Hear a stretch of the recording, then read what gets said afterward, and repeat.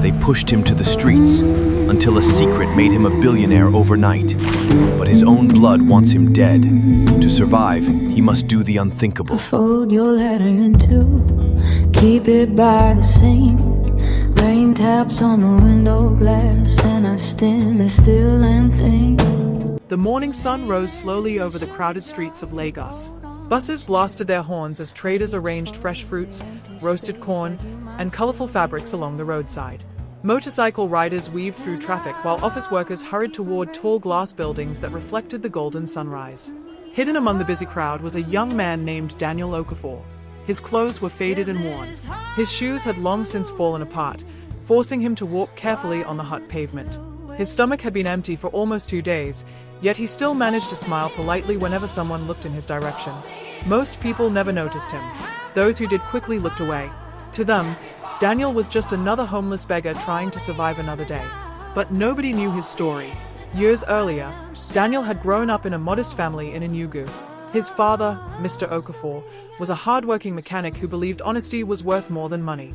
Every evening after work, he gathered his children together and reminded them that kindness was the greatest wealth anyone could possess. Daniel listened carefully. His older cousins, however, laughed at those lessons. They admired expensive cars, designer clothes, and wealthy businessmen. They believed money mattered more than character. Daniel's father disagreed. "Riches can disappear," he often said, "but a good name follows you forever." Life changed suddenly one rainy evening. Mr. Okafor was returning home from work when a speeding truck lost control on the highway. The accident claimed his life instantly. Everything collapsed overnight. Without their father's income, the family struggled to survive. Bills piled higher every month. Food became scarce. School fees remained unpaid.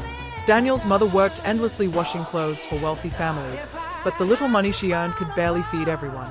Instead of helping, some relatives saw an opportunity. His uncle, Chike, offered to manage the family property until they recovered. Trusting him completely, Daniel's grieving mother signed several documents she never fully understood. Within months, their small family house no longer belonged to them. Their farmland was secretly sold. Their savings disappeared. Every legal document had been transferred into Uncle Chike's name. By the time they discovered the truth, it was too late. One afternoon, movers arrived with court papers. Daniel watched strangers carry away the furniture his father had spent years buying. His mother cried helplessly. Neighbors silently watched from their windows. No one intervened. That evening, the family stood outside their own house with only a few bags of clothes. Uncle Chike locked the front gate. Without looking back, he drove away in the family car that had once belonged to Daniel's father. That was the day Daniel learned that betrayal hurts far more when it comes from family. Months passed. Life became even harder. Daniel dropped out of school to support his mother. He carried heavy loads in local markets. He washed buses. He cleaned restaurants after closing hours. He accepted every honest job he could find. Still, it was never enough. His mother became seriously ill. Hospital treatment required more money than Daniel could ever earn. He visited relatives one after another. Every door closed. Some pretended not to know him. Others claimed they had their own problems. Even Uncle Chike refused to see him. Security guards chased him away before he reached the front door. Daniel returned to the hospital empty-handed. His mother smiled weakly despite her pain. She held his hand tightly. "My son," she whispered softly, "promise me one thing." Daniel nodded through tears. "No matter how people treat you, never allow bitterness to change your heart." Those became her final words. She passed away before sunrise. Daniel buried her with the help of kind neighbors who barely knew the family. Standing beside the simple grave, he felt completely alone. He had no parents, no home, no savings, no future, only memories. A few days later, he boarded an old commercial bus heading to Lagos. He carried one backpack. Inside were 2 shirts, 1 pair of trousers, an old family photograph, and a worn notebook filled with business ideas his father had once written. Daniel treated that notebook like treasure. Every night, no matter where he slept, he read those pages repeatedly. They reminded him that impossible dreams sometimes begin in impossible places. But Lagos was far from kind. Jobs were difficult to find. Landlords demanded advance payments. Employers rejected applicants without formal education. Days turned into weeks. Weeks became months. Eventually, Daniel found himself sleeping under a pedestrian bridge with dozens of others who had also come to the city chasing hope. Every morning he searched for work. Every evening he returned disappointed. Some days he earned enough to buy bread. Other days he survived only by drinking water. People walked past him without slowing down. Children pointed and laughed. Luxury cars splashed muddy water onto his clothes during heavy rains. Security guards chased him away from shopping malls simply because of his appearance. Yet something remarkable remained alive inside him: hope. Whenever he found someone older struggling to carry heavy bags, he helped. Whenever another homeless person became sick, Daniel shared whatever little food he had. Even in poverty, he refused to stop being kind. Unknown to him, someone had quietly begun watching. An elderly businessman often sat inside a black SUV parked across the street. Every morning he noticed the same young beggar helping others before helping himself. Day after day, week after week, without expecting anything in return, the old man became curious. Who was this young man?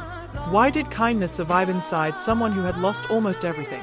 One cloudy afternoon, the elderly businessman finally stepped out of his vehicle and slowly walked toward Daniel. Neither of them realized that meeting was about to change both their lives forever. The stranger who saw what everyone else missed. Daniel slowly stood up from the concrete pavement beneath the pedestrian bridge. The elderly businessman stopped a few steps away from him. Around them, the noisy streets of Lagos continued as if nothing unusual was happening. Hawkers shouted their prices. Yellow buses squeezed through traffic. Office workers hurried past without giving either of them a second glance. The old man looked at Daniel carefully. He noticed the tired eyes, the worn-out clothes, the dusty backpack that had clearly traveled a long journey. But something else caught his attention. Daniel had just helped an elderly woman lift 2 heavy bags across the road before returning to sit on the pavement without asking her for money. Most people in Daniel's situation would have begged for a reward. He hadn't. The businessman smiled gently. "My young man," he said warmly, "I've been watching you for several weeks." Daniel lowered his eyes respectfully. "I'm sorry if I've done something wrong, sir." The old man shook his head. "No. You've done something many wealthy people forget to do. You've remained kind." Daniel remained silent. The businessman stretched out his hand. "My name is Chief Emmanuel Adeyemi." Daniel carefully shook it. "I'm Daniel Okafor."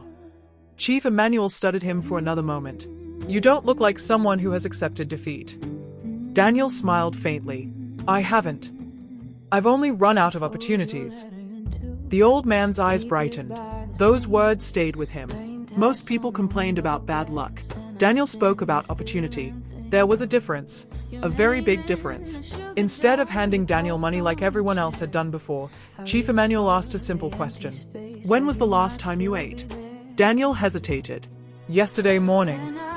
The businessman knew immediately that wasn't the truth. But he appreciated Daniel's dignity. Without another word, he invited Daniel into the black SUV. Daniel froze. He had never sat inside such a luxurious vehicle. For a moment, he wondered whether he should refuse. Years of hardship had taught him to be careful. Not everyone who smiled had good intentions. Chief Emmanuel noticed his hesitation. "You don't owe me anything. If you don't feel comfortable, I understand." Daniel nodded slowly. Something about the elderly man's calm voice reminded him of his late father. He stepped inside. A few minutes later, the vehicle stopped outside a quiet local restaurant. The delicious aroma of jollof rice, grilled fish, and freshly prepared soup drifted into the air. Daniel's empty stomach growled loudly. He felt embarrassed. Chief Emmanuel pretended not to notice. They sat together at a small table near the window. When the waitress arrived, the businessman ordered enough food for several people. Daniel stared at the plates in disbelief. He had forgotten what it felt like to see so much food at once. Before eating, he quietly bowed his head in gratitude. Chief Emmanuel watched without interrupting. Daniel didn't rush. He ate slowly, carefully, respectfully, as though every grain of rice mattered. The businessman had spent decades meeting influential politicians, successful entrepreneurs, and powerful executives. Yet very few of them displayed such humility. After the meal, Chief Emmanuel leaned back. "Tell me your story." Daniel took a deep breath. For the first time in years, someone genuinely wanted to listen. He spoke about growing up in Enugu. He described his father's honesty. He explained how his uncle had taken everything after his father's death. He shared the pain of watching his mother struggle until illness claimed her life. He admitted how every job he found disappeared almost as quickly as it came. He even revealed the notebook his father had left behind. Carefully removing it from his backpack, Daniel placed it on the table. The worn cover had faded with age. Several pages had become loose. Chief Emmanuel opened it gently. Inside were handwritten ideas, simple business plans, lists of expenses, sketches of repair workshops, transportation services, agricultural projects, small manufacturing ideas. Some pages contained inspirational quotes written by Daniel's father.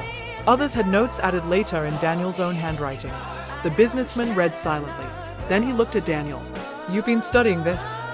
Daniel nodded. "Every night. I don't understand everything inside, but I promised myself I would never stop learning." Chief Emmanuel closed the notebook carefully. "You remind me of someone. My younger self." More than 40 years earlier, Chief Emmanuel had also arrived in Lagos with almost nothing. He had slept inside unfinished buildings. He had worked as a cleaner during the day and studied accounting at night. He had faced rejection countless times before building one of Nigeria's most respected manufacturing companies. People now admired his success. Few remembered the sacrifices behind it. Looking at Daniel felt like looking into the past. The only difference: Daniel's journey had been even harder. "Do you have any bad habits?" Chief Emmanuel asked.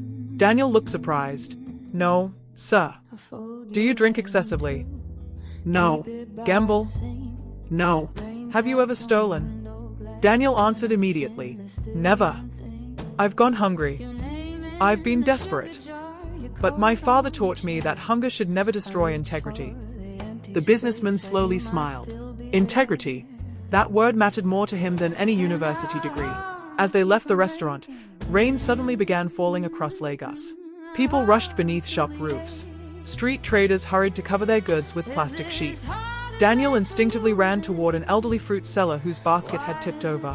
Without thinking about himself, he helped gather scattered oranges before they rolled into the flooded street. The woman thanked him repeatedly. Daniel simply smiled and walked away. Chief Emmanuel watched everything. Daniel had forgotten the businessman was even there. His kindness wasn't a performance. It was simply who he was. The next morning, a sleek black SUV stopped once again beneath the pedestrian bridge. Several homeless men stared in disbelief. Some whispered among themselves, "Who is that rich man? Why does he keep coming here? Does he know Daniel?" Chief Emmanuel stepped out. "I have an offer." Daniel listened carefully. "It isn't charity. It isn't a gift. It's an opportunity." Daniel's heart began beating faster. "I own several companies. I need honest people more than I need talented people. Skills can be taught. Character cannot. I'd like you to begin working with me." Daniel stood speechless. For a brief moment, he wondered if he had misunderstood. Chief Emmanuel continued, "You won't become rich overnight. You'll start at the very bottom. You'll learn. You'll work harder than you've ever worked before. And if you prove yourself, the future will depend on your effort." Tears slowly filled Daniel's eyes. After years of rejection, someone finally believed in him. He took a deep breath. "I won't disappoint you, sir." Chief Emmanuel smiled. "I wasn't looking for someone who would never make mistakes. I was looking for someone who refuses to quit." Later that afternoon, Daniel entered the headquarters of Adeyemi Group for the first time. Towering glass walls reflected the afternoon sunlight. Employees wearing neat business attire walked confidently through the spacious reception area. Daniel suddenly became conscious of his worn clothes. Some staff members stared at him. Others exchanged quiet whispers. A few security guards looked confused. Was this homeless young man really expected inside such a prestigious company? Several employees quietly laughed as Daniel walked through the marble lobby with his old backpack. One junior manager shook his head. "People like him don't belong here." Another employee smirked. "He probably came to ask for money." Daniel heard every word, but he remembered his mother's final advice. Never allow bitterness to change your heart. He lowered his head and kept walking, unknown to everyone watching. The young man they mocked had just taken the first step toward a future none of them could imagine. And before long, many of those who laughed at him would one day stand before him, calling him their boss. The following Monday morning, Daniel woke long before sunrise. For the first time in many months, he was not sleeping beneath a pedestrian bridge. Chief Emmanuel had arranged for him to stay temporarily in a modest staff hostel used by new employees. It was not luxurious, but to Daniel, it felt like a palace. The small room contained a neatly made bed, a wooden desk, a wardrobe, and a window overlooking the busy streets of Lagos. Daniel stood quietly in the middle of the room. He ran his hand across the clean bedsheet. For several moments, he simply smiled. Life had not suddenly become easy, but it had become possible again. He knelt beside the bed and whispered a prayer of gratitude before getting ready for his first day. He carefully ironed the 2 company uniforms that had been given to him. The fabric was simple, but wearing it filled him with pride. He folded his father's old notebook into his backpack as he always did. No matter where life took him, he would never leave it behind. The headquarters of Adeyemi Group was already alive with activity when Daniel arrived. Delivery trucks rolled into the warehouse. Forklifts carried heavy pallets. Office workers hurried into elevators carrying laptops and coffee. The company employed hundreds of people. Everyone seemed to know exactly where they were going. Everyone, except Daniel. A supervisor named Mr. Benson greeted him at the reception desk. He was a strict man in his late 50s with years of experience managing warehouse operations. His face rarely revealed emotion. "I've been assigned to train you," he said. "The chairman speaks highly of you." Daniel lowered his head respectfully. "I'll do my best, sir." Mr. Benson nodded. "Good. Because this company rewards effort, not excuses." Daniel's first assignment surprised him. He had expected to work in an office. Instead, he was handed a reflective safety vest, gloves, and a barcode scanner. "You'll begin in the warehouse." Some employees nearby exchanged amused glances. "So that's the chairman's special recruit." Another whispered, "I thought he was coming in as a manager." A third laughed quietly. "He'll probably quit before lunchtime." Daniel heard every word. He said nothing. His father had always taught him that hard work speaks louder than arguments. The warehouse stretched across an enormous building filled with shelves reaching almost to the ceiling. Thousands of products were arranged with remarkable precision. Every package had a barcode. Every movement followed strict procedures. Daniel had never worked in such an organized environment. During his first hour, he made several mistakes. He placed boxes on the wrong shelves.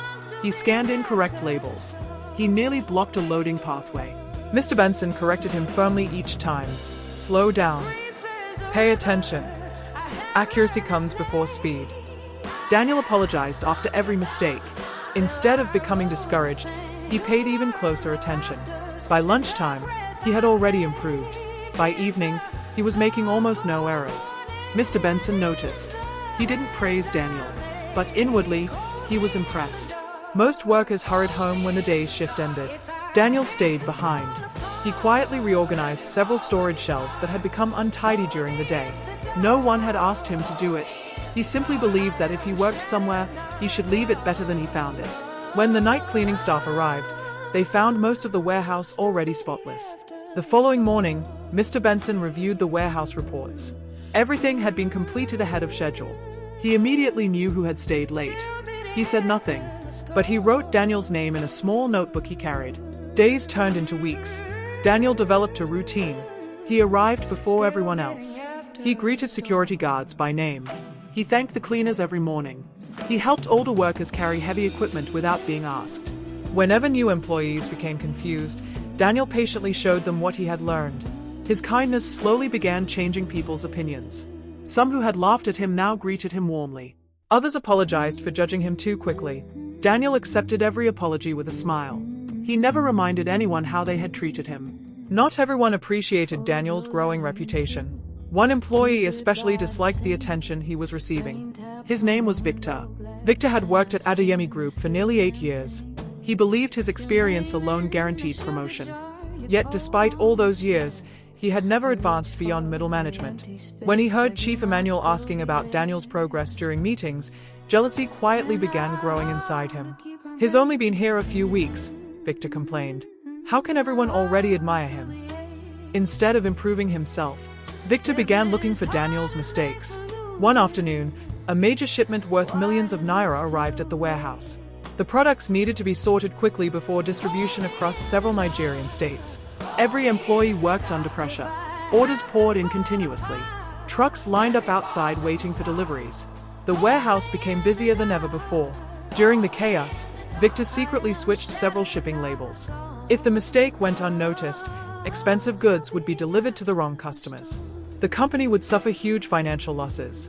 Victor smiled to himself. When management discovered the error, Daniel would surely receive the blame. Late that evening, Daniel performed one final inspection before leaving.